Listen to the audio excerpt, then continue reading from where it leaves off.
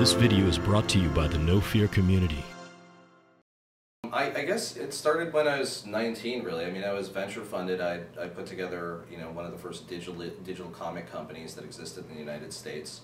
It was called Phoenix Comics. We were successful for about a year, and then the market changed significantly, where we went from 70% profit sale to distributors to 30%. Ended up liquidating that, moved into retail comics for a bit. Sold that in 1996, went back to Pitt and finished up a degree in linguistics, transferring a ton of my credits from Duquesne.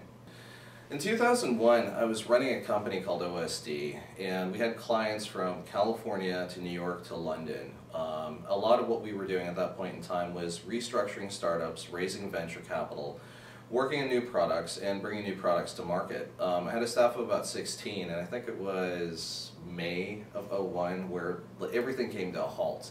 Everyone who was running an ATG shop, everyone who was one of the large e-commerce practitioners at that point in time, everything closed. You'd walk into offices full of Aeron chairs where there were once 100 people working and there was nothing. I ended up at Transworld Entertainment, who at that point in time was the largest retailer in the United States. So they own, just for example, Coconuts, Waxy Maxy, Specs, The Wall, Camelot, Record Town, Saturday Matinee, Disc Jockey, Planet Music, Tower Music, Warehouse Music, FYE, NRM, series of other acquisitions while I was there. Last year, I was pulled in with Iris Nation and Microsoft themselves out in Seattle to spearhead the social media launch of Kinect for Xbox, which at that time was codenamed Project Natal. In the early, after the first bubble burst, I think what it was the creation or the format of what the first digital cowboys were, because we were mercenaries back then. You're bringing a lot of folks who were coming out of working for themselves, or working with massive startups where they were accustomed to these long hours, and they were kind of looking for a cultural shift. And those folks had to be retrained, and we had to kind of work with them in order to kind of fit the understanding of what they would want. So for example, if the company would only give someone a week's worth of vacation because of their tenure, and we're still working really hard, in certain cases 100-hour weeks to do builds, kind of like what Facebook does now towards their summer sessions going into the fall, I would be very flexible with my employees. I would give time off days for hours earned. We would work things outside of the HR structure. We would work things outside of the corporate structure.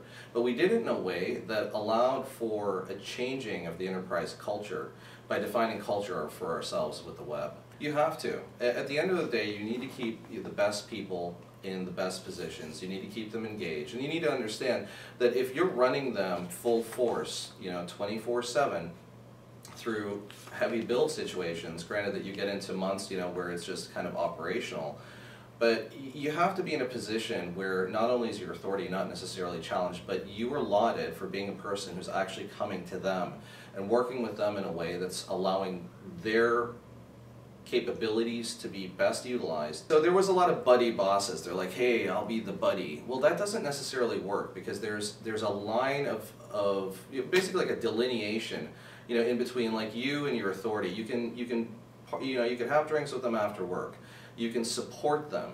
You can mentor them and build them, but you can't be their best friend.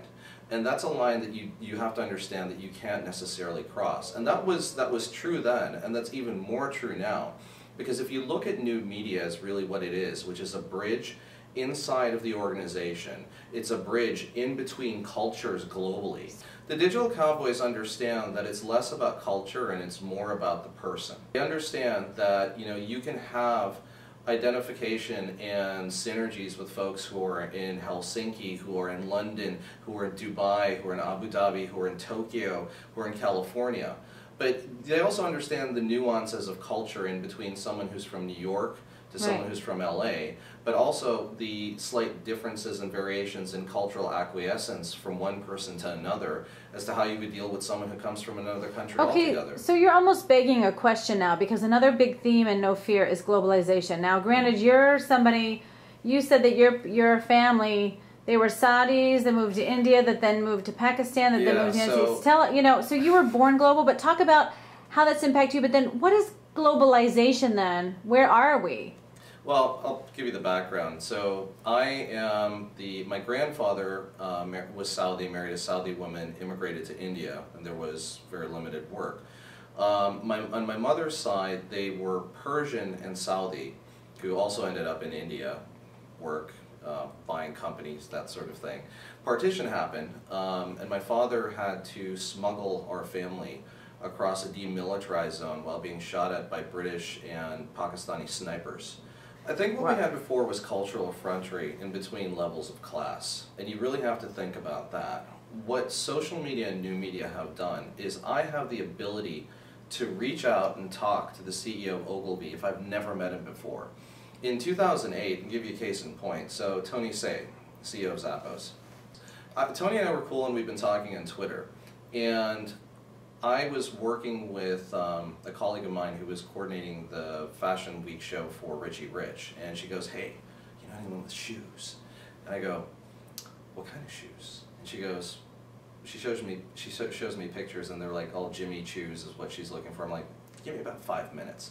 So I direct message Tony Say and I go, "Hey, how would you like to participate in Fashion Week and provide shoes for Richie Rich," which is pretty much like high-end couture-ish, you know? He DMs me back, "Email my COO, CC me." Within 90 minutes we had a conversation going. Within 3 days, $90,000 worth of shoes showed up in New York City. And Pamela Anderson and Aubrey O'Day walked in Zappos shoes with Zappos on the tag end of the Richie Rich show. So this is new media. New media can do that as a transparency method in between people and you know. Okay, now you used an example where theoretically as though it's between an American and American, so that's a very interesting example, but expand that to a global scenario. Darren Forsyth, who ran programs at the BBC, had tossed something out of Twitter. And he basically said, "Hey, I'm coming to America. It seems really scary to New York." So he and I had this dialogue going back and forth for like a long period of time. And what it kind of came to, I said, "Listen, New York isn't Serpico anymore. It's freaking Disney World, okay? You have to understand that. Like, it's changed diametrically since Giuliani was in place." He came here, we threw a tea party for him. Why? Because I wanted to do high tea for a Brit, because it's kind of cool. And he's the BBC. Yeah, well, we invited a couple of thought leaders, and you know, we've had a great friendship since then. But it's also allowed us to talk business, to talk about, you know, working with some of the councils in Britain and that sort of thing, and bridge gaps in ways that were never done before. You want to talk about this inside of a larger corporation. You can really think about, you know, organizations like Sapient that have been able to break down cultural boundaries as they have grown into massive companies over the course of the past 6 or 7 years. They have as much affinity in between their German branch, their New York branch, some of their South American branches all together, all at once, as they do in between their branch in New York and their branch in Chicago. The way that they've engaged people is through change management, through education that's uniform, and through people kind of coming to a cultural acquiescence point. And that's really what a lot of this is driving towards. New media allows you to tap across the silos inside of an organization to allow people to become more powerful, to empower themselves, and engage with their executives in ways that they've never done before.